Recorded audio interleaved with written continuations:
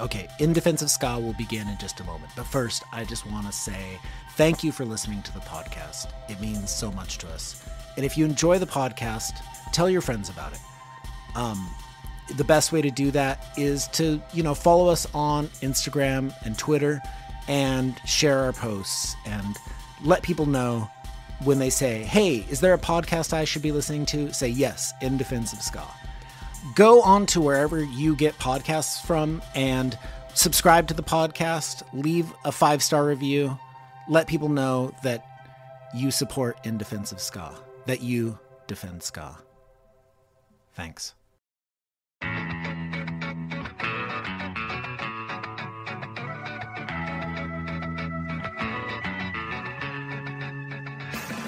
The members of Jersey band Folly started jamming in the late 90s, but didn't really get going till the early 2000s.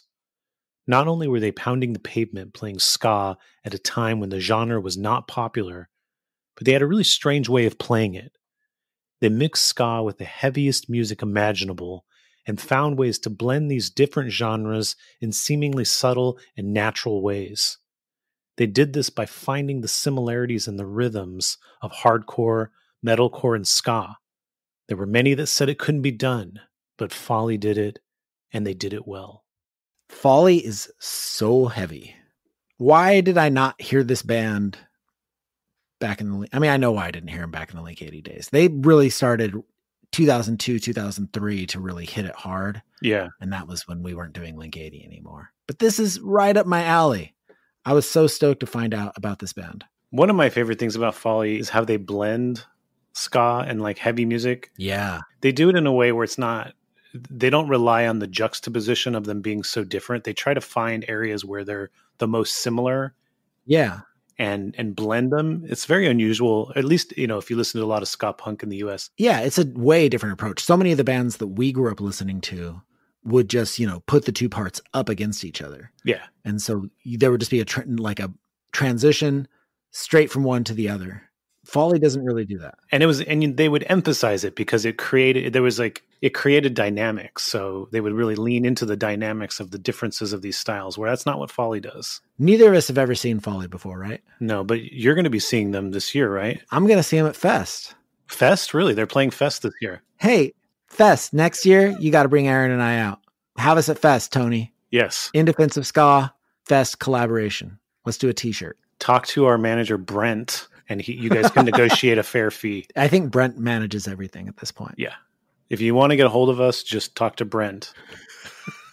I don't know if you guys heard when we interviewed Anthony Fantano, or also when he interviewed me, both of these instances, yes, Folly came up. Yes, I definitely heard one of them. John, do you remember which one? Because you sent that to us, right? Was that Anthony interviewing Aaron? I think so. Yeah. Yeah. It was Anthony interviewing. He brought you guys up as one of the bands that he saw in, his time in the scene in Connecticut. Yeah. I re-listened to the one he did of me, and he was talking about the metalcore scene. Yeah.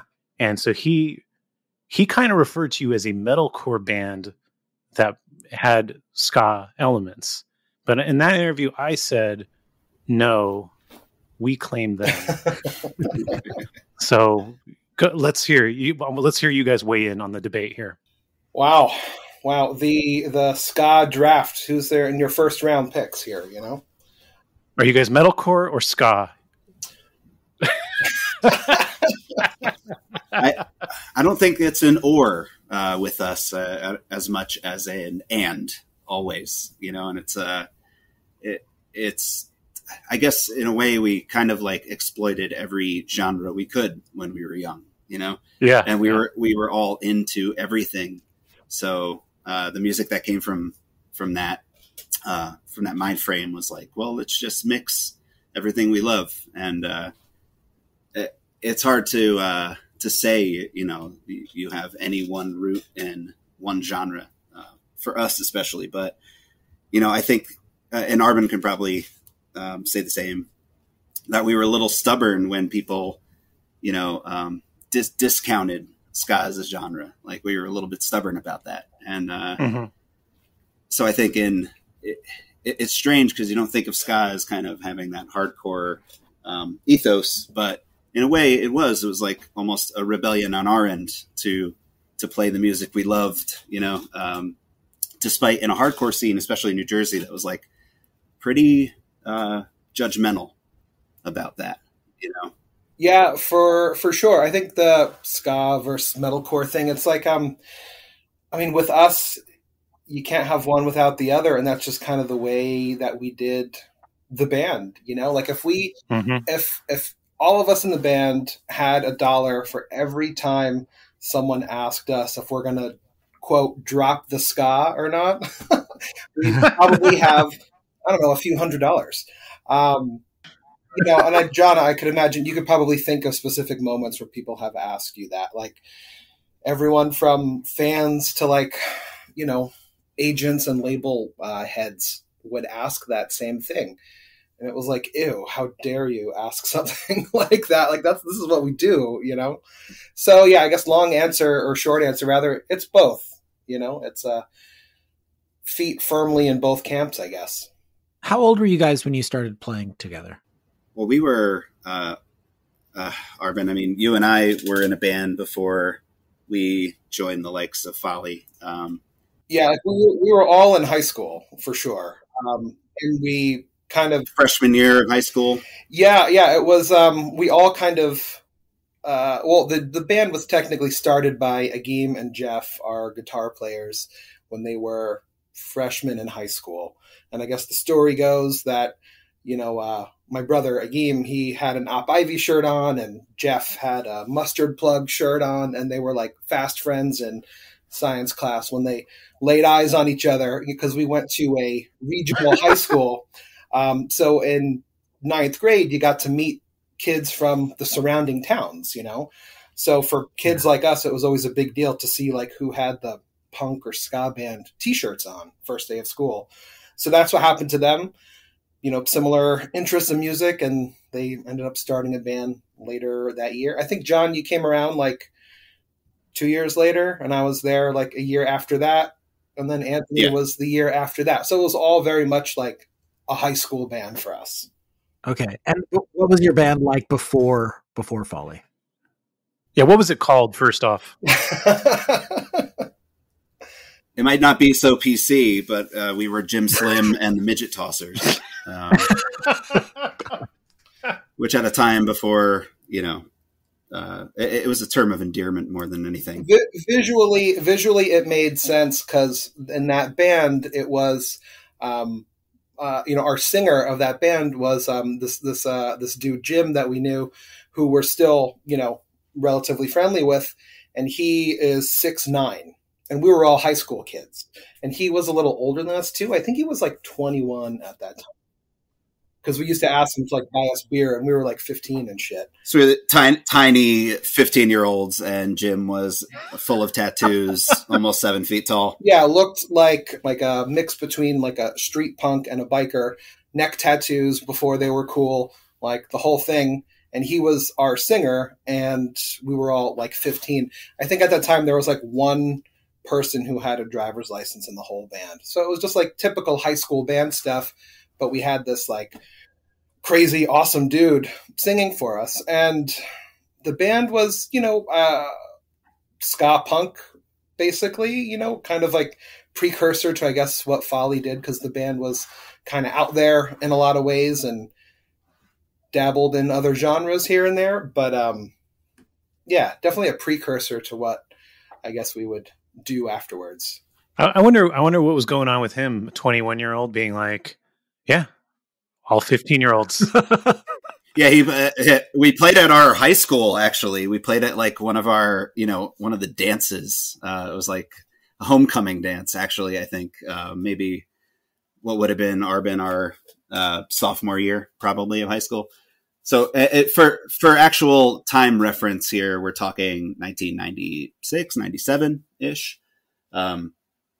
But yeah, Jim is and was just an amazing person and awesome. But it was kind of funny to be these young kids in high school with this like a man, amazing, in a man. And like he had an apartment. He lived on his own, and that was so weird to us, because we were still very much high school kids. So like, on one hand, it's like you're an adult man, like living a life, and we are very much little kids.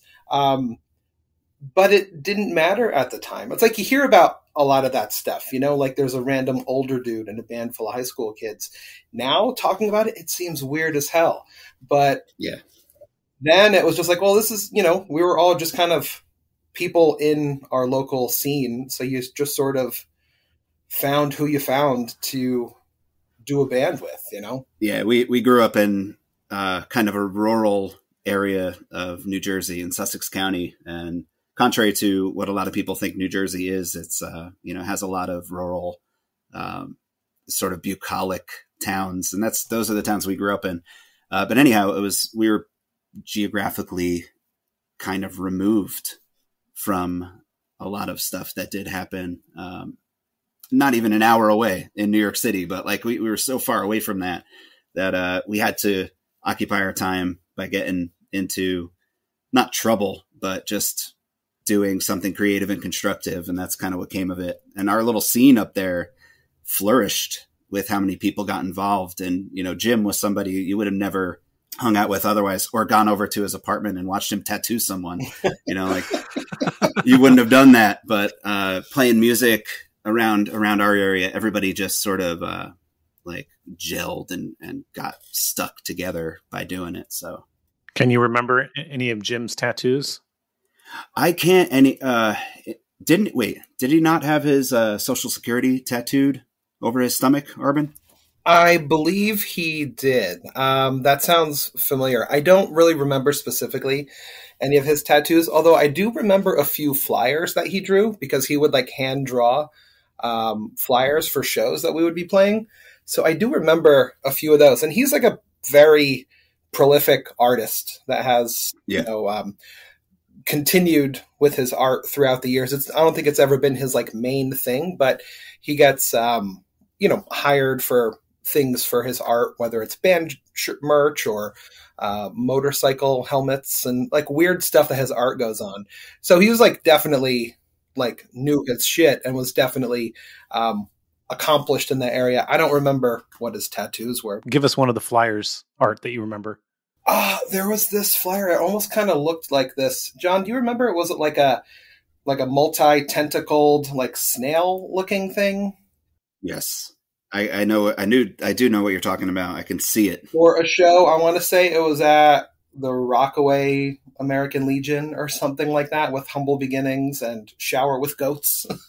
Yeah, sounds about right. Yeah, it was like very detailed, like kind of like a cross between like cartoony but also classic tattoo flash kind of art, with a lot of like crazy like skulls and aliens and demons and that kind of stuff. I have very little reference for that, for what to call it, but he was really, really good for sure. Did he ever tattoo any of you kids? He did not. No, I have a feeling I want to say he would have if we pressed him on it. But I don't think that ever came up. Yeah. Oh, man. Yeah, I don't know what the story was. I know he did not have a driver's license, though. That's why I mentioned about the licenses before. I think in this band, we had like a full horn section, too. So it was like drums, bass, 2 guitars, usually 3 horns, sometimes a tuba, and a lead singer. And there was like a single driver's license amongst the whole band. So I don't know what his deal is. But yeah, he lives like a pretty normal life, married, kids, seemingly happy. He's actually going to design a t-shirt for us coming up. So nice. Yes, that's what's up. Full circle shit, And a side note, when completely unrelated, but I feel like we are already down a Jim Frizzell rabbit hole. And I must mention that he called me once from Chicago. I think it was Chicago. He's like, hey, they flew me out to Chicago. I'm going to be on the I could be wrong, but I think it was the Jenny Jones show. Yes, you're exactly right. Was that the Jenny Jones show, Arben? Wow. And it was one, the theme of the show was I'm dating a freak. It was completely scripted and produced or whatever, but he had the look of like something, I guess, like if a teenage girl's mom would loathe and be completely terrified of. And yeah, he called me from the bathroom of the hotel in Chicago and was like, "Hey, I just wanted to call you because there's a phone in the toilet. There's a phone in this bathroom. And I just wanted to call you to tell you." But anyway, I know it seems like we've wandered down that, but he was a big part of our scene and our upbringing. I mean, Arben and I playing in a band together,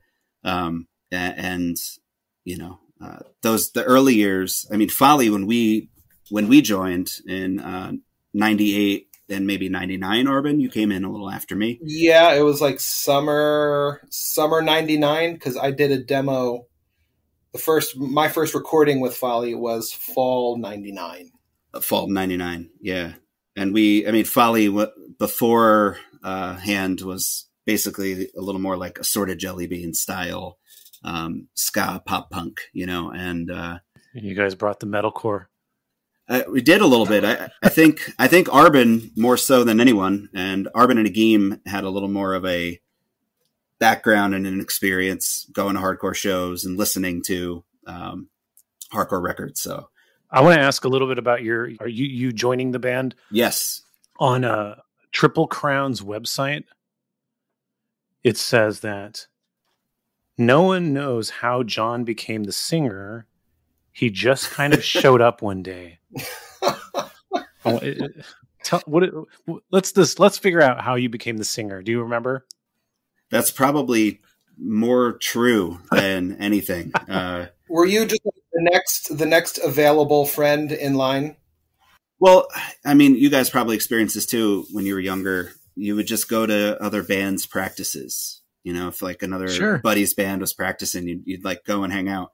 And I did that a bunch for Folly practices, especially at your house, Arben, when they used to practice there. Yeah. I didn't live too far from Arben, so I was able to either ride my bike or hitch a ride over there. But yeah, just kind of hanging out and showing up and knowing the songs, when it came down to like them needing somebody to sing, like a breathing body on stage, basically, like anyone that could just stand there and so we can play the show. I knew the songs and it just kind of happened from there, So there was no Folly singer before you? There was. Yeah, there was. Probably a string of them, actually. And, my predecessor was this dude named Larry. And we all went, like everybody, we all went to high school together. It was a big, close community. And I still wouldn't call myself much of a singer. Joining the band when Arben and I kind of came in, we started to get a little darker, a little heavier or whatever. But I had no experience. I'm actually a drummer by trade, and that's in my heart of hearts. Even now, that's what I love to play. I love to play drums. So getting a chance to like be a singer in a band was very strange at first. And to go from the back to the front of the stage, I think our buddy Pete has told me this story before. He still laughs about it. That first show that I played with Folly, apparently I coughed, and instead of using my hand to cover my mouth, I coughed into the mic because I had no idea how to like even hold a microphone correctly. Really, I had no presence with it. I didn't know how to move with it or whatever. As far as me going back to the Triple Crown bio, it's very true. Strangely, I really just kind of showed up and still, even to this day, I show up to practice. That's kind of how it's all worked and worked well. Arben, is Jon actually in the band? I think you are, Jon, right? Jon, are you in the band? Sometimes when I show up. Sometimes you are in the band. Jon, Arben confirmed it. You're in the band full time. You're in the band. How about this, Jon? You are officially in the band from this point forward. Oh, man. Congratulations. You finally made it. Historic moment. So I was looking at a map, and New Brunswick is like an hour and a half away, right? Yeah.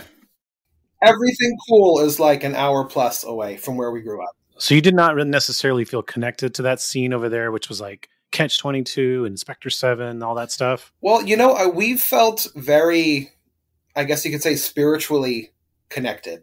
Both those bands were hugely important to all of us. Yeah. But being in high school and being in the area that we were from, like, without being able to drive to some of these shows, mass transit in the area that we lived in was like completely non-existent. So we would beg, borrow, and steal our way to any shows that we could. And if we were lucky enough, one of our older buddies with a license would say, okay, I'll drive, and we'll all hop in. And that's how we got to see some incredible shows. But yeah, as far as, John, you probably saw Catch-22 a handful of times, but I definitely missed out on them when they were like, hand quote, just a local band, Yeah. I was aware of them, but it's like you look at some old flyers or, talk with friends and like, oh man, Catch-22 played, at some dive like every weekend or some random Legion hall. And like, it was just so hard to get to. But I saw Inspector 7 definitely a handful of times early on. And that was another thing, like begging our friends with licenses to be the driver so we could get to, Maxwell's and Hoboken, and hopefully the door person would let us in because we were like 15 at the time. You know what I mean? Like shit like that. Yeah, Arben, it's funny you mentioned that because I was thinking about, speaking of like just hopping in somebody's car, I was thinking about our buddy Brian Lawler's sister, Jess, driving us to Montclair State University, a freezing cold winter night, and she didn't have any heat. I just remember freezing in her Volkswagen van going down to this show. And it was Mephistopheles, Inspector 7, and the Royalties, who was like an awesome New Jersey trad ska band of the time. And it was just glorious making the trip out of Sussex County. It was always an adventure. And being able to get out of our county and see awesome shows was always like something we wanted to do. It was like kind of a weekend thing. I want to make it down to New Brunswick or to Bound Brook. Actually, there was a lot of awesome shows in Bound Brook, right outside New Brunswick, and New York City being close enough as it was, with so many great natural New York City based ska bands, but also touring bands coming in. We were far enough away to be removed from it, and feel kind of isolated a little bit, but we were close enough to get either driven or when we came of age to drive in. So, the best thing of that time was like showing up at a Mephistopheles show and paying at the door and immediately dancing.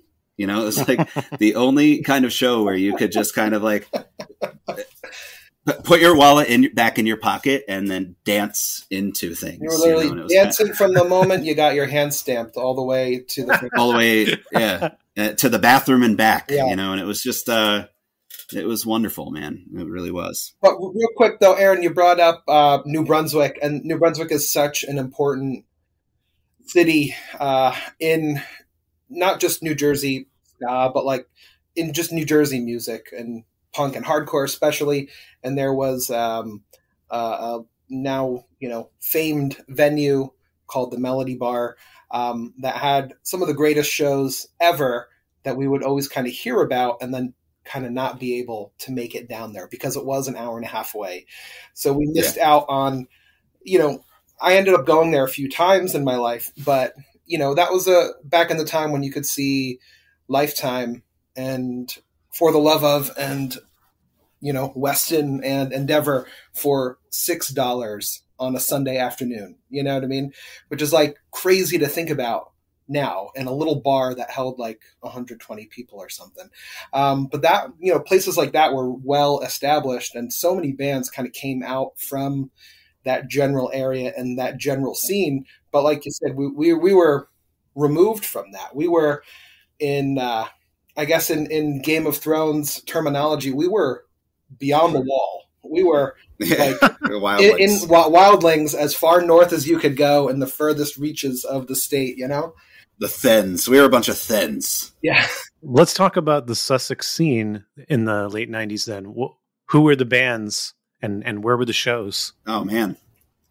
Well, locally, you know, for us, it all really came together around this place in Franklin, New Jersey called, oh my God, John. The phone booth. The phone booth, of course. So there's this place called the phone booth that they allowed all ages matinee shows there on one Sunday every month. And that ran for a couple of years.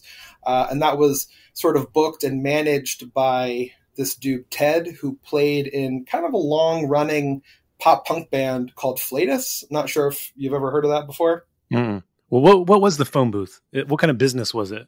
It was a kind of run-of-the-mill bar and restaurant. Oh, okay. Had like a room in the back with a little stage in it.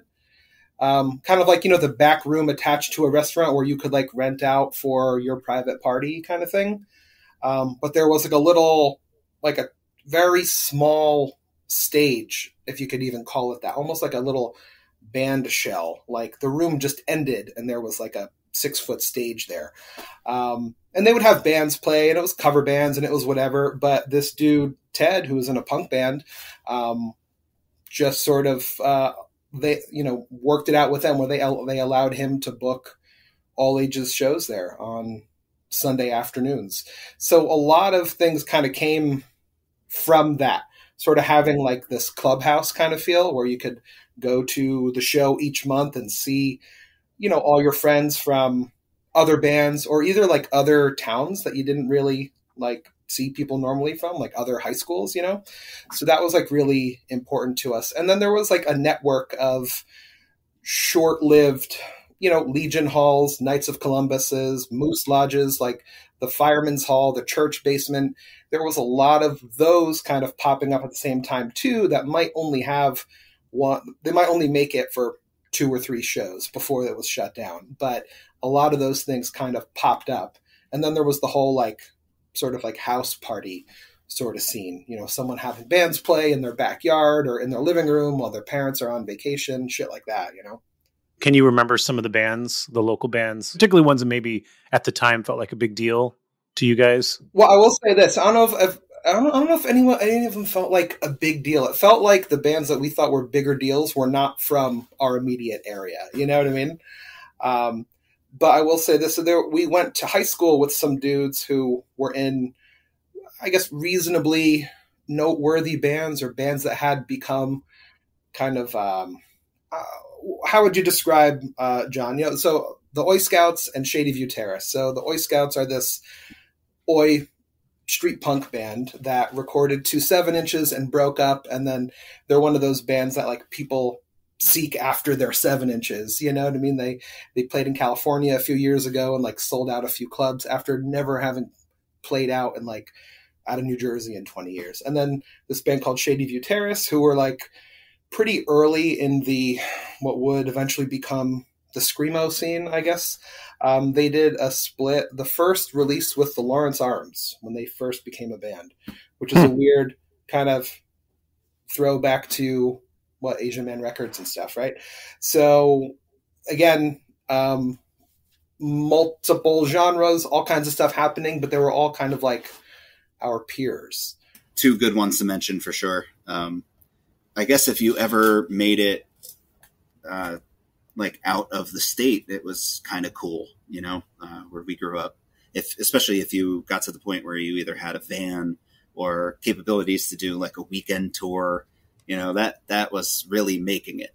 And some did, you know, some did and beyond. So in our area, it was like, if you just put yourself out there and were able to get yourself out there, it was a victory, you know.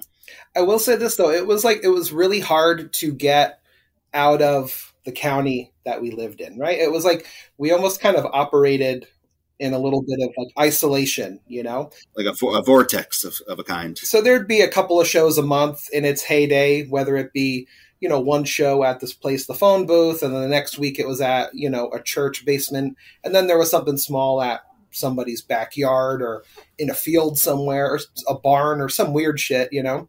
But it was hard to kind of like get beyond that. So for us, like Jersey bands that seemed like a big deal to us were like Inspector 7 that you mentioned, or Catch 22. Bigwig was really important to us. They, you know, were quite popular at the time, but they were like, had gone beyond because they had toured and they put out a record that you can go find in a store, you know, and that was just so inconceivable to us at the time, you know? Let's kind of move forward a little bit to where you guys become a band that gets out of your county, that starts to tour. Does this begin more or less in the 2001 era, or are you guys getting out before then? Yeah, just about, right? So I joined the band in fall 99, and we, you know, tried hard to get out, you know, as much as we could at that time. And we were not in the position to tour per se, but, you know, we would try to play shows outside of our local area during that time. And it maybe happened a couple of times, isolated spots here and there. Prior to that, the band got added to a couple of cool shows out in Pennsylvania. I think one was with Catch 22 and Metro Styley. Jon, can you help me with that? Yeah, CC's in Music, Pennsylvania. Yeah, so there were a few things that kind of exposed us as a band to like, oh, this could be cool if we push ourselves and get out there. You know, if we don't just wait around to play every other month at the phone booth, you know, if we can get out there. But I think by the time that we, you know, started being able to drive ourselves to shows, I think that's what really ramped it up. Because then there was like, all right, we don't have to hold back. We don't have to ask our friends or parents for rides to haul our gear or drop us off on the curb outside of a venue. We can get there if we want to get there, and we could manage this ourselves. So that's what really picked it up. 99, 2000, 2001, you know, playing out more, it was possible because we were able to make it happen on our own. Arben and I graduated high school in 2000, and we almost made a pact to go to college together, and we were roommates our freshman year.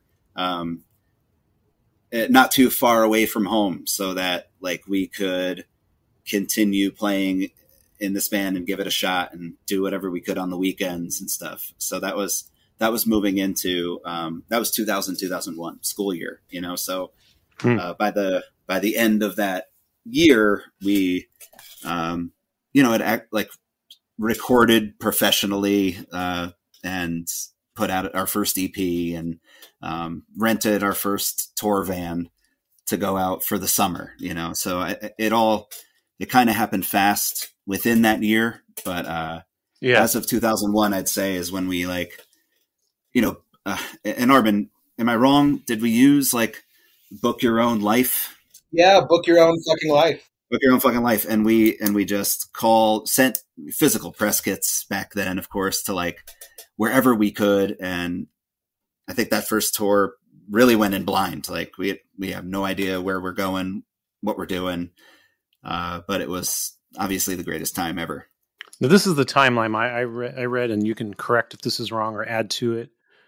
2001 East Coast tour, then record For My Friends, your first EP, first official EP, more tour, and then finish mixing and everything for My Friends. I think actually For My Friends was all done. Yeah. If I'm not wrong, by that that summer of 2001. Yeah, I think that's why we wanted to get on tour just to do it, you know, because that seemed like such a lofty goal for a band. Like, can your band go on tour? That was such a next level thing for us at the time.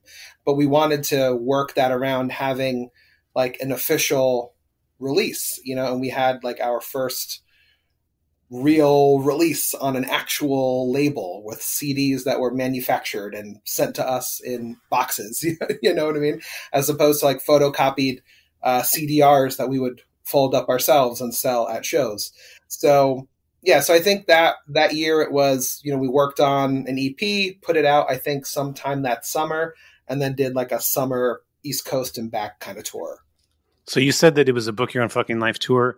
What was, can you remember the sort of the strangest situation or venue of that tour? Oh man. So much of that, I remember that we did that tour with a band from New Jersey called Face First that would eventually morph into a band called Houston Calls, who were, quite known and kind of did their own thing and, put out records on, I believe, Drive Thru or a subsidiary of Drive Thru. So our first tour was with them because they were like just our friends, and they had toured once before, so they seemed like grizzled veterans, old pros who had their own van, and we had to rent a van, which I don't even know how we ended up paying for that. That seems so stupid now. Terrible. But yeah, they had toured. They had driven all night from one show to the next, and that was so like foreign to us. We couldn't even, I think on our first or second night of the tour, we had to drive all night and like we couldn't make it. So I believe Jarrett, who was the bass player of Face First, drove our van because we were just like, 18 or 19 and couldn't hack it and we're too tired. But yeah, played weird places, shitty clubs, halls, all kinds of stuff. I think on that tour, or maybe the next one, we, got found the dreaded note on the door of the venue, like, tonight's show has been canceled, go fuck off kind of thing. So that happened, didn't get paid anything, probably didn't sell any merch or, it was, a complete debacle. But we ended up loving it. It was falling in love with parts of that and trying to refine that process to make it better afterwards. Yeah, the first tour was also pre-social media and not pre-internet, obviously, but pre-communication being like mostly done through some sort of messenger or whatever. And so to wind up showing up to a show with a note on the door was really the best thing that promoter could actually do to like notify us. There was no other way to tell us like, sorry. Yeah, no one had a cell phone. 2001, none of us had cell phones yet. Nobody knows who you are, and I didn't promote this, and nobody's coming, and it's not worth it or whatever, right? Not worth turning the lights on or whatever. Yeah. But then on that tour, and this happened for like a handful of tours, there was always that one show where like you booked it, you didn't know it wasn't really a venue, but you still played. And in Central Florida on that first tour, we played at like what was basically a billiard hall, but it was also like a fried chicken place. And I think that like people just kind of came there to drink some beers and play pool. But there was a stage, and so we were doing our thing and screaming and yelling, and nobody in the establishment other than Face First was there to watch us. And it's kind of almost bittersweet to think about that, because we had so much fun. We had so much fun, so much unadulterated, stupid fun. So when like bands like sometimes complain about having to be background music for people who weren't there for them, but when a band has screaming in their, as part of their part of their music, you're not really background music anymore, no matter how much people wish that was the case. Which made it that much more comical at this place, because who really wants to hear anyone just screaming constantly while eating a chicken sandwich, You know what even would have been better? If it was just you screaming, John, like if we all took the night off and let you... It might as well have been. That would have been something a little more interesting to these people than having a whole band play while they're just trying to like eat their chicken wings and drink their, $1 Coors Lights on a Thursday evening after work, Yes. But, even in the years to come too, any of those moments on tour that could realistically sort of break a band where they're just like, fuck this, man, this is not worth it.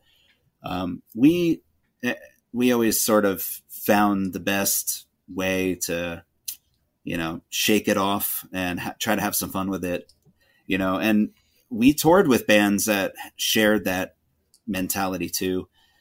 One band, Paulson, our good buddies from New Jersey, whenever we were on the road with them and a show kind of tanked, we used to do it was called the Folsom Poly set. And it would be an interchangeable mix. We would do a song, they would do a song, but in between songs, we would all sort of pass off instruments to each other. So the music didn't stop the entire time, and it was just kind of moving from song to song.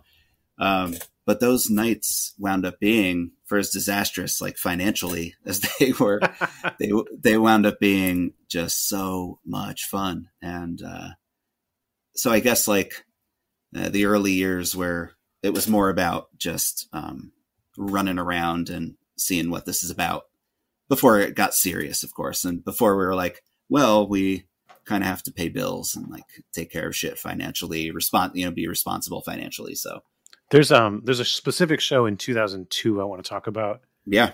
You play the Stevens Institute of Technology in Hoboken. Yeah, that was an important show for us. Yes. So this is the show where you meet Fred Feldman from Triple Crown. Yes. Yeah. So I believe, if I remember correctly, like we had some sort of contact with Fred prior to that. And that was like his next available time to like kind of come and see us. And that was, he had an office in Brooklyn. So we played in the Stevens Institute of Technology is in Hoboken. So it was like easy for him to come and check us out. So we had, I guess, exchanged emails or maybe had a phone call or two. And it was like, okay. I like a lot of the band. I like what you guys are all about.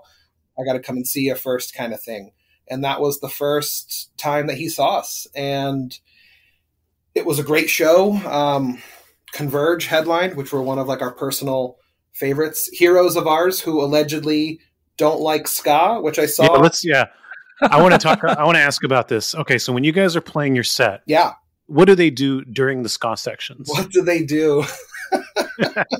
Do they suddenly stop? Completely freeze up during the headlights. No. Yeah, but then when you switch back to the hardcore and metalcore stuff, do they light back up? Yes, they start breathing again. Okay. They reanimate at that point. Yeah. As silly as it sounds for different like mosh and skank and dance styles of all that stuff, like so many of them are interchangeable, and so much of the music, if you kind of sort of block out the aesthetic, right? If you block out like how people are dressed and their just general appearance, like you can move similarly in a lot of ways to a lot of this stuff, and it all can sort of gel a lot more than I think people maybe initially realize. So yeah, for the most part, people stay pretty active start to finish, Yeah, your guys' approach, we haven't really talked about this yet. Your guys' approach to mixing these genres is not really the way other bands have done it. Like, I think, the formula, started out being like a verse of ska and then a chorus of punk or something like that. But you will have ska sections for like a measure or something like that. You'll kind of go back and forth between like these hardcore beats and ska upbeats, just back and forth in a way where they almost do kind of transition in a very seamless way, where it's not such this like jagged like section change. Yeah, but you're right though. It's a lot of sections. I don't know if, especially at first, we ever really wrote songs in the traditional verse chorus bridge sort of setup. I guess the best person to answer this, and he probably wouldn't be able to answer it for himself, but Agim is sort of the chief engineer behind mostly all of Folly's songs. ideas that Agim came up with. And of course, we all collaborated in our own ways to them. But I guess like Agim's kind of the brainchild of the band. His sensibilities for, writing and how things move from part to part, I don't even know. I still, to this day, have no idea how to get into that brain and see what he thought in that moment to go from here to here. But I hate to be or sound philosophical about it. No, let's get philosophical. Well, it seemed a little more, and to me, even to this day, it just seems a little more natural to life that there's, that it's not so scripted in this callback form where it's this part, back to this part, back to this part. And, it's, for us, it was like, let's move from place to place and emotion to emotion, maybe thematically or lyrically try to keep a united front on it all, but have these parts just speak for themselves and move into each other, So Agim would definitely be the one to ask about it. And I would be interested to see what he would have to say in trying to break down his own like songwriting strategy. In terms of your heavier stuff, it's also very rhythmic. And so I feel like the rhythm of the heavy stuff mixes with the rhythm of the ska, like just as if they were interchangeable. Well, that's the bond, isn't it? Isn't it the rhythm of it all? For me and Arben, I guess being a bassist too, especially when you think of ska music and reggae and rocksteady, like you think so much of the drum and bass, the beat of it, the the swing of it, and like Arben was saying before, in approaching these things on the dance floor, for somebody who really loved to dance at hardcore shows could dance for us too, because when you get to a choppy ska part, it's no different than that sort of two-step choppy hardcore part. Yep. And, so mixing those things for as different and foreign as they seem to each other, just sort of like needed to be together. Like a song, like, and this is from your next record, but I think a song that's a really good example is Repeat, I Repeat, Repeat. Yeah. The way that song, and I don't have very good language for the heavier music because I don't know as much about this different subgenres. Aaron, you're doing great. Maybe Adam could step. No. Some of that stuff where it's like kind of those like kind of slower but kind of like heavy down like rhythm. There's parts in that song that does that and that throws in upbeats as well. That is just kind of like really like listening close to it. Kind of blew my mind how you were alternating between them in a way that didn't sound like you were making these dramatic shifts. They were very like subtle shifts. Yeah, I think, Jon, you kind of hit upon something before. As much as people would make hay about, the kind of multi-genre aspect of it, it's so much of it just seems to relate in musicality, right? And ska and reggae, one of the biggest, like the backbone of that is its syncopation, right? It's like when you're not playing. And I think we maybe use parts of that. We almost use some of like the ska brain for our heavier parts, and maybe use some of like the metal and hardcore part of our brain in our ska parts too, if that makes sense. So it's like, it's not like it's so rigid where it's like, well, this is a ska part and it's got to be played in this way in the style of whoever. And then we, stop on a dime and go into this part and it's going to sound like this band and play in that style. It's like trying to do what we do and using all of these sort of like musical and rhythmic elements to kind of complete one crazy fucked up series of thoughts. You know what I mean? Yeah. And I guess like to just fully complete my own thought, I think what's unique about what you guys do is that most bands that mix hardcore and ska or punk and ska, they use the dynamics of the differences of these genres. They highlight that. Mm-hmm. Where I feel like you guys don't do that. I feel like you're not relying on the different genres to create dynamics. You're actually trying to I feels like you're trying to downplay the differences. Mm. And I don't feel like that's how most musicians approach playing hardcore and ska. I wonder, is that like some weird, like somewhere deep in our psyche, knowing that we'll never be fully accepted by hardcore kids? Is that like a way that we're trying to get accepted by making our ska parts as seamlessly sort of hardcore metalcore as possible, you know? We just want everybody to hang out together, is what it comes down to. We are lovers, uniters. As a band, we always felt like, my God, Ray Liotta in Goodfellas? Ray Liotta in Goodfellas, right? He was an Irish guy, right? So he's never going to be made. He's never going to be like the top guy. Am I confusing movies?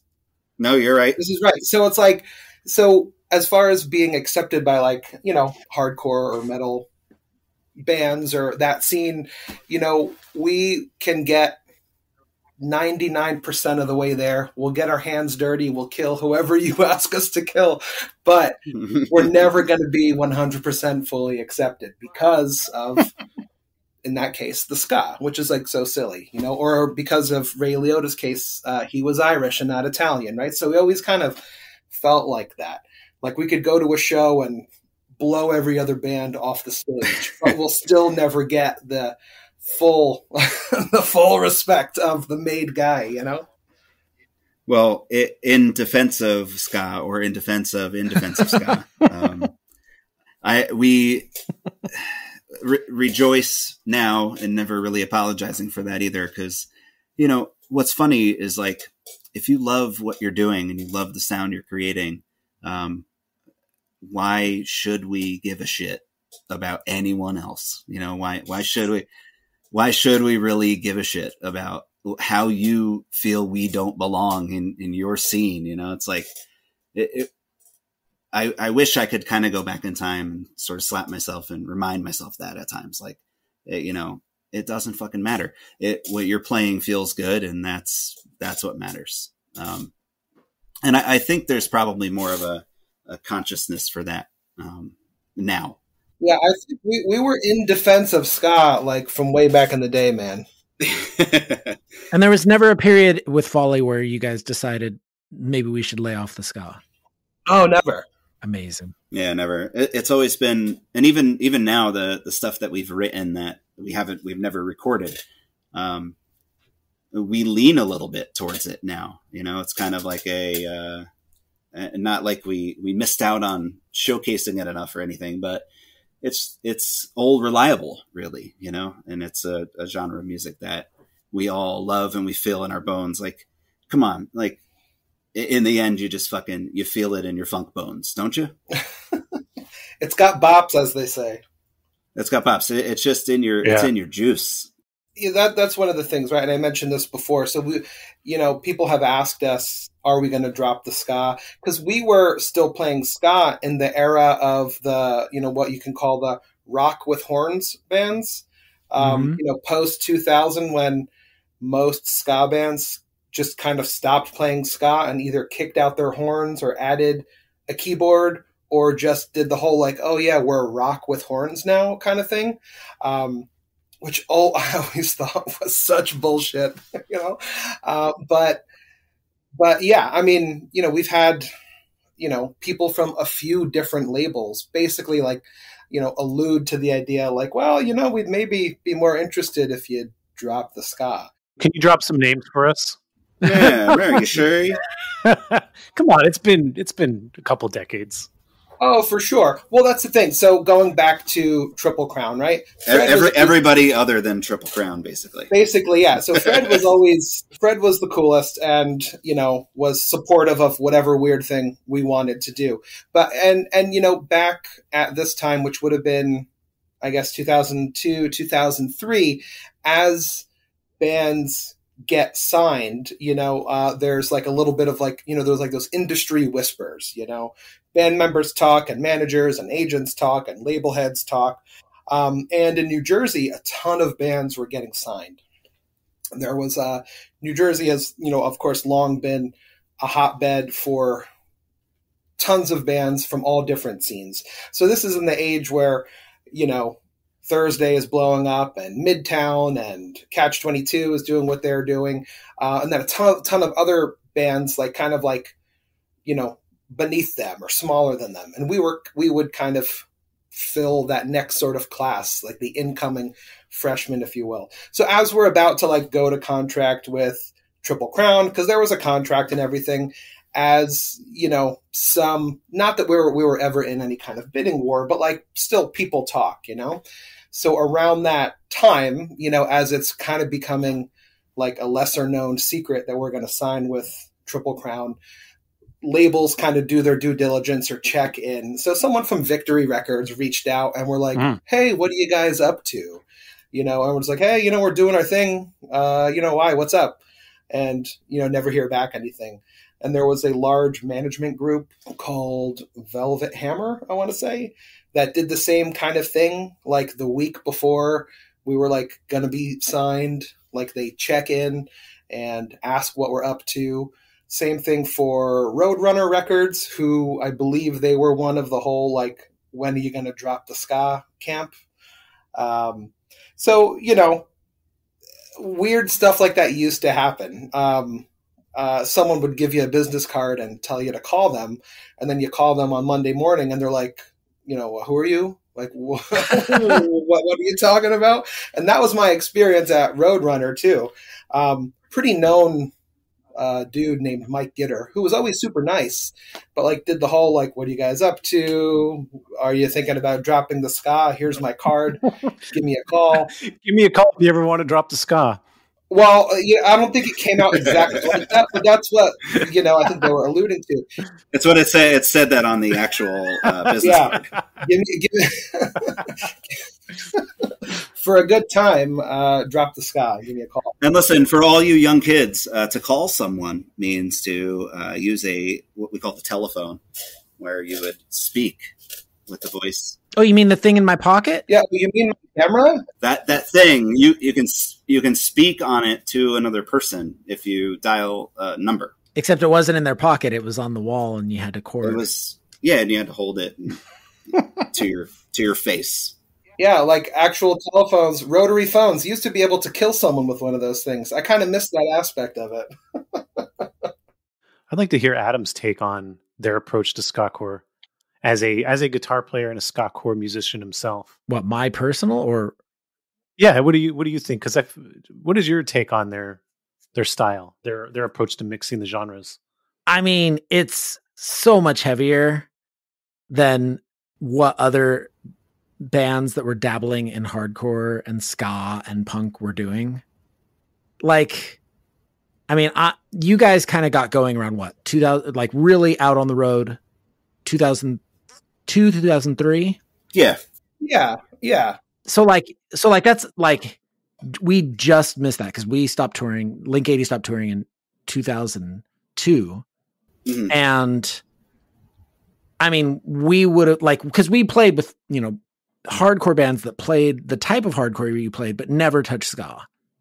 And so if we'd seen a band do what you guys are doing, which is much closer to a band like Converge, much more metalcore, and then going into a ska part, we would have all lost our minds. We didn't think it was possible. Because like our way of doing it was just like, okay, ska and punk parts, and then breakdowns, or like a hardcore song with a ska breakdown. But there's elements of those like heavy throwback hardcore sounds. You know, even like was listening to Big D's Good Luck recently. There's that song "Learning to Listen," right? Mm-hmm. And I don't know the year that album came out, but that song is so fucking heavy. Suicide Machines, obviously, like a song like DDT, you know. And so for us, like with bands that kind of in the wave before us, that sort of set Thumper's Backstabber. There's a Misfits of Ska 2 reference for you, Aaron. Oh, thank you. Because I believe your old band is on that. Yeah, Tom, if I'm not mistaken, right? Yeah. You know, and like there are these hints of it in these awesome ska bands that really lived in the ska world a little more so than in the hardcore punk world. Oh man, Hey by the Suicide Machines. I think that might have changed my life. Like the intro to that song was like my 14-year-old brain was like on the floor after hearing like, wow, you could do this, and of course there was like Fishbone before that and the Boss Tones and bands that maybe got heavier, but that just seemed so like crushing and heavy at the time. And it just sort of like opened up like a whole world. Like, I can't believe someone did that, Well, but then I feel like you guys took it and just ran with it even further. Like, Yeah. like, yeah, you're calling back to all these, like, yeah, these guys were doing this, but like you then took it and took it a step or two further where it fits more with the metal. Like, Link 80 would play with hardcore bands, but you guys could really play with hardcore bands. Yeah, we did a lot. We did. And I wonder, we've talked about this Arben before. I wonder if it was us. I think the traditional way we've always thought of it is like, we kind of became, or like the sound that we created with our music was like a reflection of what was going on. But sometimes, I know we've talked about this, I wonder if it was like to fit in, because in New Jersey at the time when we were kicking in the early 2000s, especially, shows were so diverse, like there were these mixed shows with ska bands and hardcore bands and metal bands and swing, even like there was like that swing moment in life. Right. But the mixed variety of bands around us too, I think it was very helpful. So if we pushed it further, it was kind of like, well, we maybe we have to assimilate a little bit with all of the awesome music that's around us. Like maybe to play these shows in Jersey, we have to be able to like have a chameleon like approach to it, Interesting. Yeah, I hadn't considered it that way. I think also it had to do, a lot of it has to do with just what we were absorbing, what we were involved in, right? So if you looked at like, the other bands before us, sure, they played fast or heavy, but like Suicide Machines were probably listening to Sick of It All and the Cro-Mags and Youth of Today for their heavy music influences. And by the time that we were coming of age, we were listening to that, but also Converge and also the Dillinger Escape Plan and also Candiria and Hatebreed and, this new, heavier, more metallic wave of bands kind of taking chances. Yeah. So even if Converge doesn't like ska, that as a heavy band, they took a lot of chances musically. And I think that always kind of appealed to us, like taking those chances, but also kind of, our first points of reference would be Converge, Shai Hulud, Indecision, like bands like that, like current bands of the late 90s. And then we'd go back and find the bands of the 80s that maybe, the bands that we liked were then influenced by. So I think our immediate influences were so much, I think largely based on what we could see, what we could feel, what we could touch, like what we could be immediately involved in. We could go see Converge and Hatebreed when we were 15. We couldn't necessarily go see the Cro-Mags or the Specials for that matter, or whoever, like at that time, Converge had a big influence on Folly. Folly has a big influence on some of the newer skacore bands like Best of the Worst. So we're looking at a continuum of ska music where Converge has an important influential element.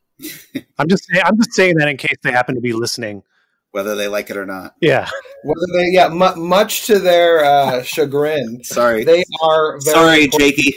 Very important. They are very important to the current climate of Ska Punk. Yeah. Sorry, guys. Yeah. Yeah. Sorry. Yeah, and we went to so many Converge shows, man. Like so many. Your first record on Triple Crown, Insanity Later. How does that record do? This comes out in 2004. Yeah. Spring 2004.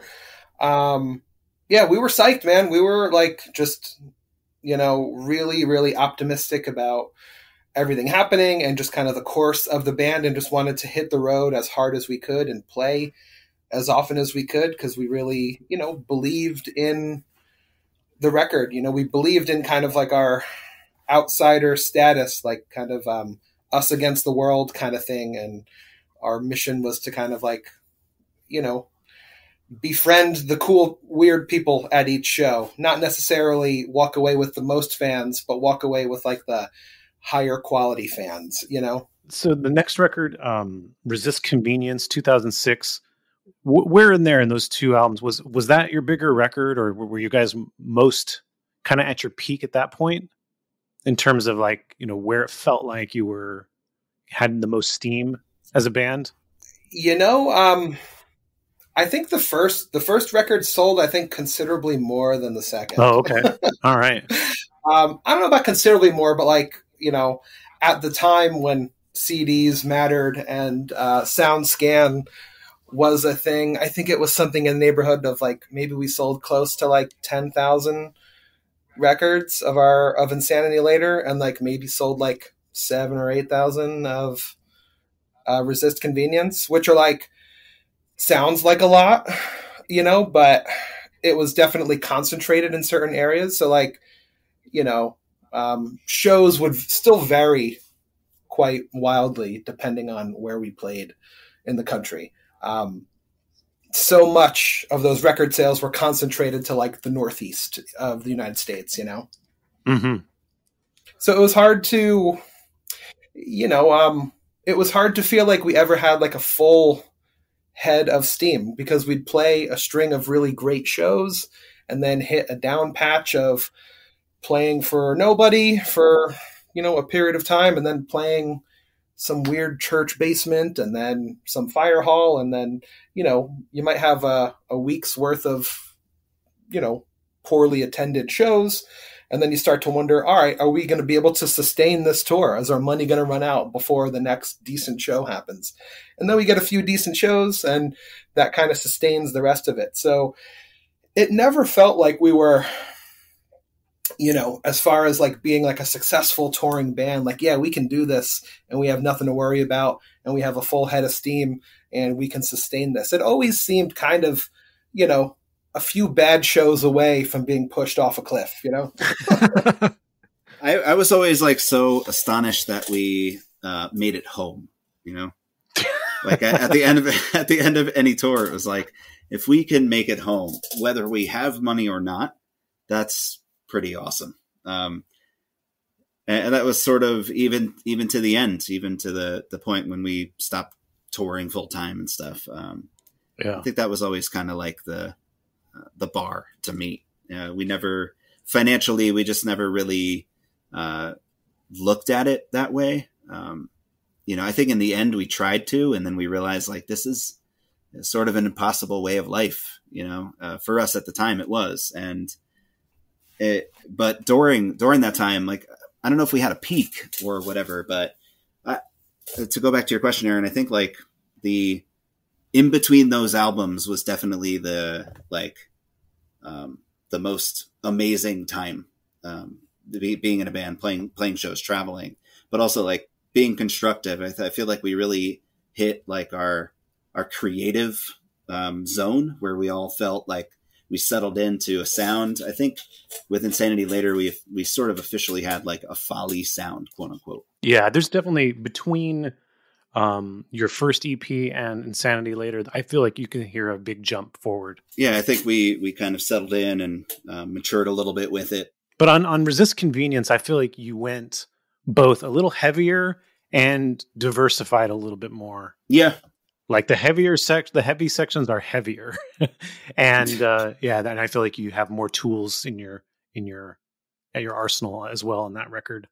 Yeah, like on Resist, there's definitely like a few moments of, you know, like a more standardized kind of song structure. I think there's a song or two that have, you know, a verse, chorus, verse kind of structure to it, and a few, you know, melodic moments that breathe over time, because prior to that, you know, we seem to like get to parts, and then as soon as we get to a part musically, we try to get out of it right away into the next thing.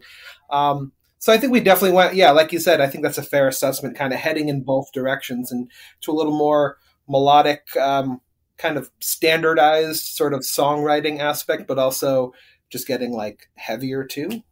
I think I'd agree with both those. So you guys did an interview in like 2006 for Punk News, and I have a few questions about some of your answers. Oh boy. Okay. First question is, the interviewer starts talking to you about Pabst Blue Ribbon. And one of you, I think it was Jon, I'm not sure, said, yes, we love Pabst Blue Ribbon. It's the best of the worst. Hey, interesting choice of words there. Look at that. Now, was there a reason you chose that? Was because the band was just starting right then, weren't they? Well, were they starting then, or did they read that and maybe immediately start a band after reading Jon's work? That's what I'm investigating right now. Oh man, we're gonna have to press Jay on this. Yeah, sorry, Jay. I meant nothing by it. Well, we'll put that out there, and if you're listening, best of the worst, please answer on Twitter. I think that as a comment, still, that as a belief, that still holds up. I think PBR is still the best of the worst. Second thing, this might be a longer answer. Oh boy. The interviewer is asking you about a specific show in Connecticut that gets cut short due to a fight. And Jon, you talk about having eaten a lot of meatballs that day at the show. So yes, tell me what you remember about this show. That's all I remember. They had a tray of Swedish meatballs. It was like a catering size tray. Whenever we had any sort of free food or anybody cook for us, or we had anything afforded to us, I was very gluttonous about that. I can relate. Yeah, like it's like, well, almost out of spite that this is free, I'm going to eat it, and then pay the price, obviously, while sweating and screaming for an hour.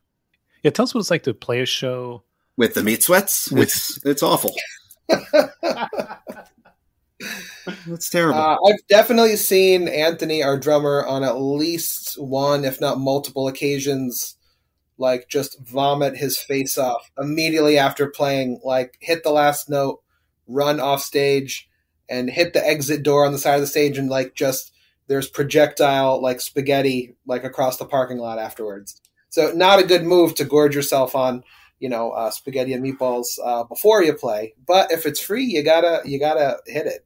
I mean, Adam, you said, right? I mean, when you're on tour, if it's free food, you got to take advantage of it. Oh, absolutely. I mean, there's always the issue of the promoter orders a bunch of Papa John's pizza and it shows up during the band before you.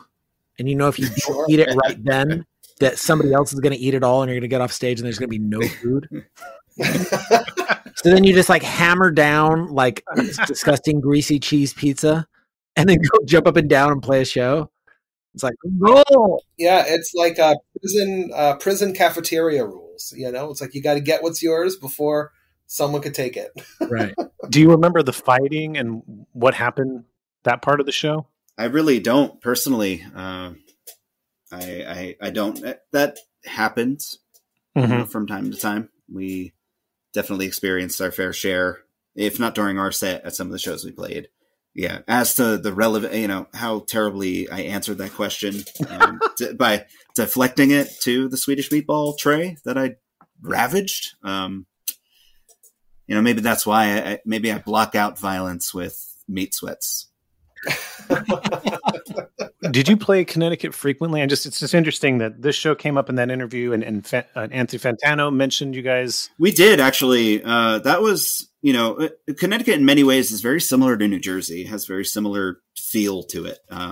Similar sort of people, and their scene, especially like the ska punk scene where we fit in, was always very strong.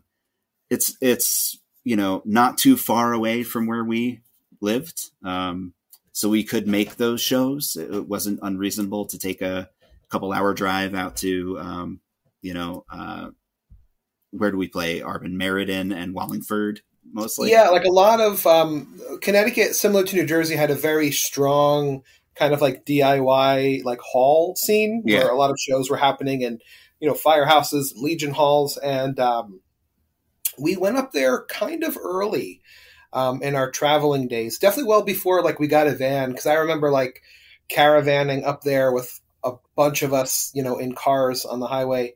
to play up there. And we ended up befriending some bands and befriending a promoter or two who kind of, this dude Mark, who, has been in the music promoting game ever since, and he's made a career for himself doing it now.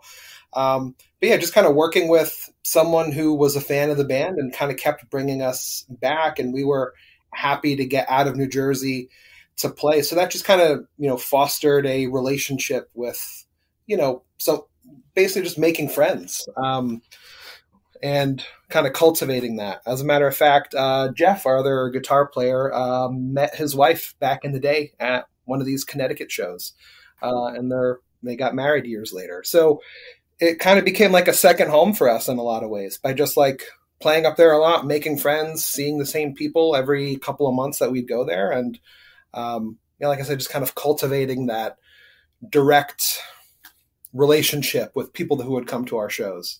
Were you at all aware of or connected to the ctska.com? Anthony brought that up as like a reference, like a message board. God. Yeah. I don't think we had, New Jersey had one too, very similarly. What was it called? Ska, NJ Ska for a while, right, Arben? Was it the NJ scene at some point, the NJ scene, right? That turned into the njscene.com. But yeah, so back in the era of message boards, Ska, NJ Ska was like the clearinghouse ended up being the clearinghouse for like just about all like kind of underground sort of punk and ska related stuff.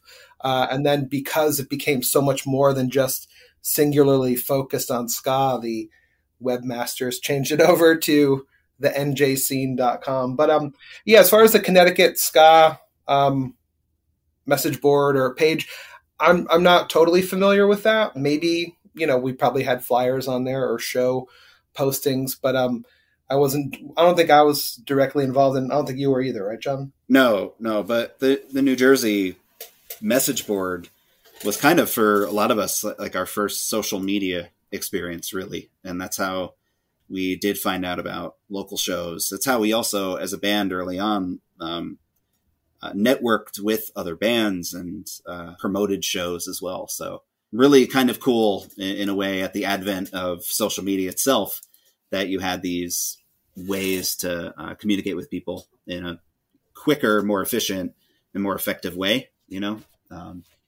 sort of peddling your art, but also being a part of the scene and weighing in on whatever other chats are out there, so, but I would imagine a lot of the good buddies that we wound up knowing in Connecticut were involved with theirs as well. So the band breaks up in like 2008, right? Or stop? Is it a breakup at that point? Yeah, at the time, it seemed to all of us very final. Very, we kind of had I guess at this point, kind of like a naive and fatalistic approach to the band. Like, this is it, and if we cannot be a full-time touring band continuously putting out new records, then we're just going to cease to be a band, and that's final. And that's kind of where we were at that time. So yeah, that was it. 2008, last shows, done. So like, I think one of the interesting things about this particular era is that you announced your breakup on MySpace, right? Probably. Yeah, probably. And it was probably very formal and declarative and like, apologetic, and I probably wrote it, so it was probably very long. But Arben, like you said, it looking back on it, it is kind of naive, but you didn't know any better. You thought you had to, when you knew you weren't going to tour full time, you thought out of respect, like for honor and dignity's sake, I must tell them, I got to tell them that we're bowing out. What was the role of MySpace in this era? Did you use MySpace frequently to connect with fans or to connect with bands to get shows? Oh yeah, for sure. Yeah, that was definitely a major, tool for band business, whether it be marketing purposes or promoting shows or just being in touch with other people, whether it be, venues, bands, whatever it is. Yeah, that was kind of a clearinghouse for a lot of sort of band related contacts and business. So yeah, I remember using that quite heavily, quite steadily. Even at that time, I think we probably at that time even like faded away from having like a standalone website, and we just had like a MySpace page. Yeah, I remember bands putting, instead of their website address on things, they would put their MySpace address. And I always thought that was, even at the time, I was like, that's so goofy. Yeah. Right. Like it seems so silly now, but that's just sort of... Even then it seemed weird. Yeah. I mean, I think it seemed less weird then because like, I think a lot of bands were just shying away from having their own sort of dedicated website space. Yeah. And if you did, you just linked it to your MySpace page anyway, There's a fair amount of that too. Do you remember MySpace bulletins?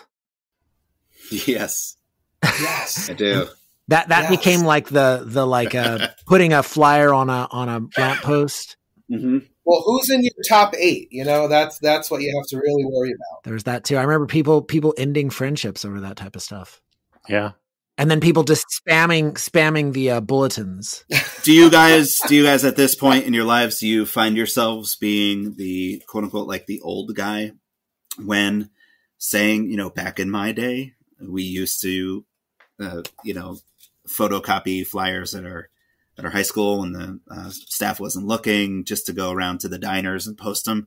Like, do you ever find yourself telling those stories? Yeah, and then I see the young person's eyes glaze over, and then my wife nudges me. My wife nudges me and says, "No one cares." Yeah, no one cares, nor do they understand enough to care. Yeah, you got to basically, if you want to talk about the back in the days, you have to talk with people your own age about the back in the days, and then you guys just have a great time feeling old talking together. About the paradigm shift from life as an exennial with life before the internet and then life with the internet. Mm-hmm. It's kind of what happens. Exennial, is that a thing? I've never heard. That's, I think, our specific generation, Arben. I think we're halfway between the Generation X and the millennials. Oh, okay. Well, look at that. We're all in our 40s, I'm guessing. I'm a Generation X. Are you though? You were in high school with me. I'm 47. I was born in 1975. I am a Generation Xer. Okay. I'm just that. That's okay. I hope that's okay, Adam. We can talk about it later. But I want to ask about what the reunion shows have been like for you guys. Crazy. I guess the whole term of reunion show just makes me not feel great. I don't know why. Well, you did release a MySpace bulletin announcing you were breaking up. So I know. And like I said, in our naive minds at that time, it all seemed so final. You know what it was? Do you remember a bunch of years ago, the band Refused put out their DVD? Yeah. Do you remember that coming out in maybe like, I don't know, 05, 06? Mm-hmm. I think it's called The Refused Are Fucking Dead, right? And they shot it like a fucking movie. It was unlike any band documentary I've ever seen. And they were so like serious and pretentious, but also kind of cool.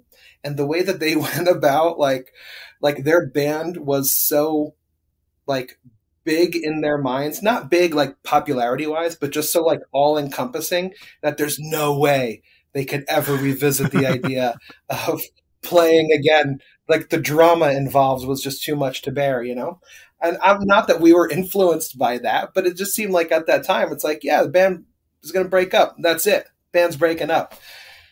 And I understand the idea of a reunion, and by definition, sure. But I just feel like, ugh, gross. I don't know. Well, when was the first time you played after your official breakup? So that was 2011. Oh, okay. So a few years later, we're like, hey, we're going to do a couple of shows. Because at the time, we all lived like pretty close, close proximity. And after the band had broken up, we were still very much involved in each other's lives. We'd still see each other like on the weekends, or, we're still very much like in the same crew, So at that time, I was planning to move pretty far away. I was planning to move to Denver, Colorado. And at the time, it was like, hey, if I'm going to move, maybe we should do a couple of shows because, again, with this whole kind of thinking that things are going to work out forever, it's like, I'm going to move. Who knows when I'll come back? As if like moving was, that would be the real end of the possibility of ever playing again. So we were like, yeah, let's do a couple of shows before I move, and whatever. We'll just do a couple of random shows just because we want to play, because we feel like playing. We're still involved in each other's lives. We still have, we still love the songs and love what the band did. We're very much about it. Let's just play for the sake of having a good time, So what was the MySpace bulletin like for those shows?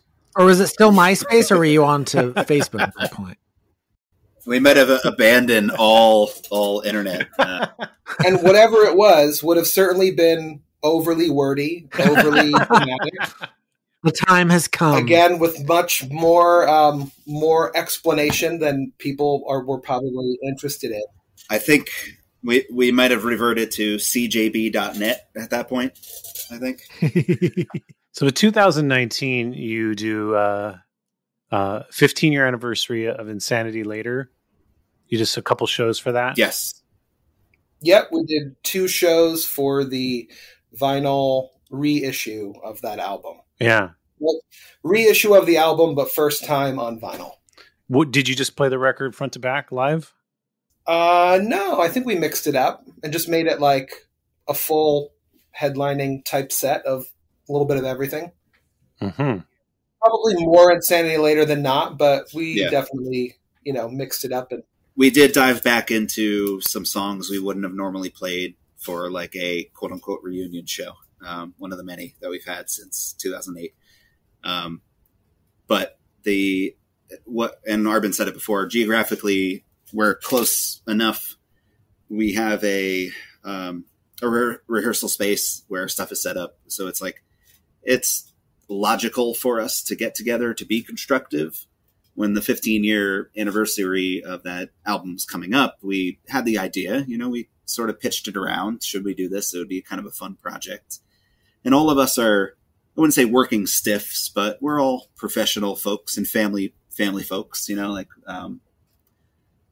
few of us have kids. So with any of these recent projects we've had, it kind of goes back to where we all started with it all, of like, let's write some songs. Let's get in the garage or the basement or wherever we can practice, and let's just figure out some tunes.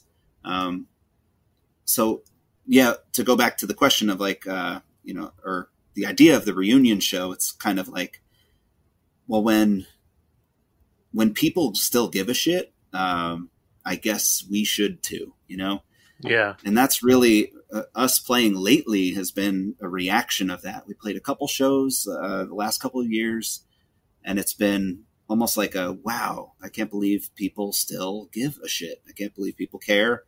Our music apparently is important, not just to us. So, maybe since we live close, since we have a practice space, since maybe our wives can deal with us out of the house for a little bit here and there, like, why not? Why not have some fun while we can? Yeah. So earlier this year, not that long ago, actually, 2 Minutes to Late Night, they did a group cover of Broken. So we had members of Soul Glow, with Jer, Best of the Worst, Catbite, Gray Matter, and Gouge Away.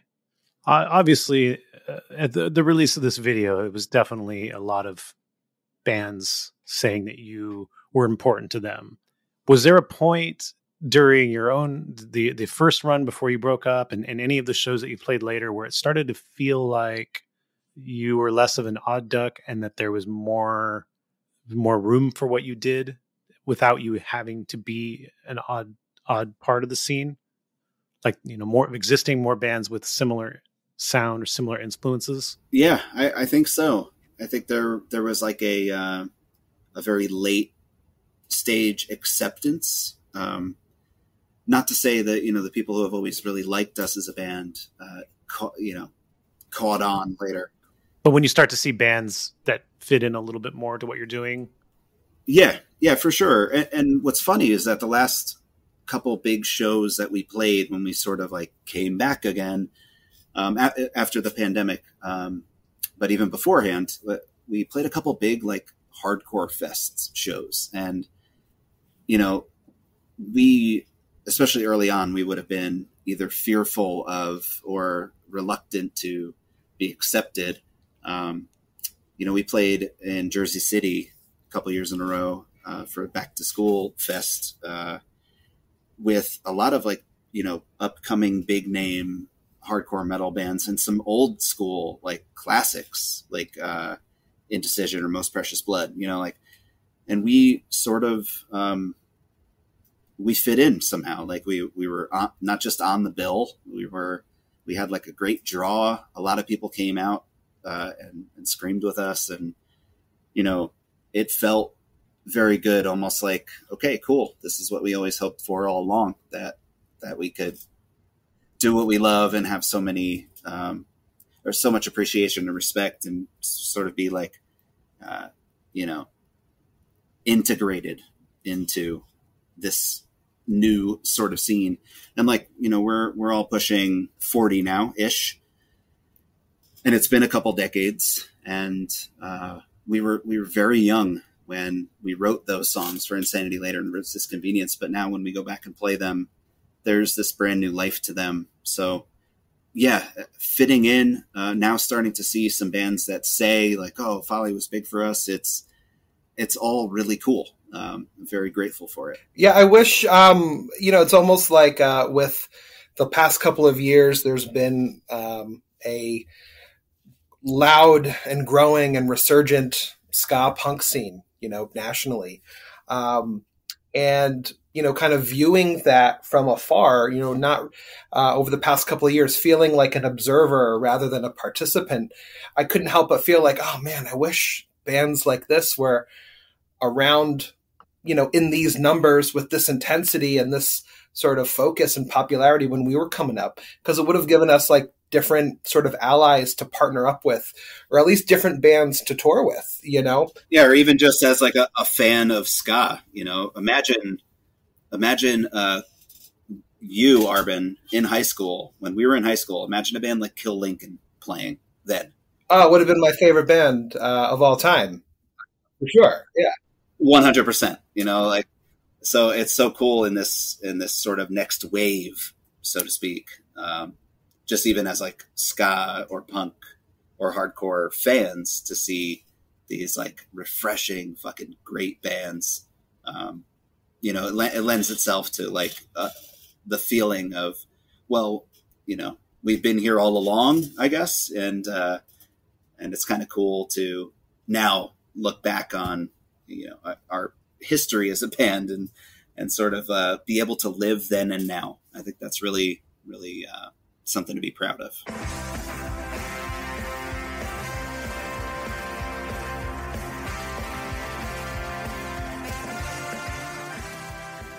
Thank you so much for listening to In Defense of Ska. If you've enjoyed this episode, please like and subscribe to the podcast wherever you normally stream or download episodes. If you haven't already, grab a copy of my book, In Defense of Ska, available at clashbooks.com. You can follow us on Twitter, Instagram, Facebook, and TikTok. It's at In Defense of Ska. And please consider joining our Patreon at patreon.com/In Defense of Ska. You will get monthly bonus episodes, extended interviews and commentary per episode, and access to the In Defense of Ska Discord. In Defense of Ska would not be possible without the great team that tirelessly works on it every week. So you should go check out their other projects as well. Co-host Adam Davis has an amazing band called Omnigon. Give them a follow on Instagram and Twitter. It's simply at Omnigon. And our editor, Chris Reeves, has a phenomenal record label and podcast called Ska Punk International. For more information, go to skapunkinternational.com. And if you've ever enjoyed one of the highly specific In Defense of Ska memes floating around the interwebs, it was likely the work of The Bands I Like Only Charge $18. Find them on Facebook, Instagram, and Twitter. And on that note, we leave you by saying, ska now more than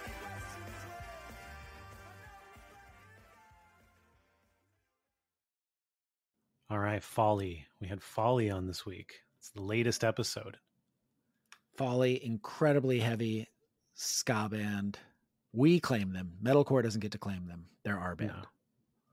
And if you sign up to the Patreon for just $5, you can listen to our bonus conversation, which, in my opinion, might be one of the best ones we've done so far. One of my favorite things to talk about with bands are the issues that you run into on tour with van breakdowns and the mishaps that happen.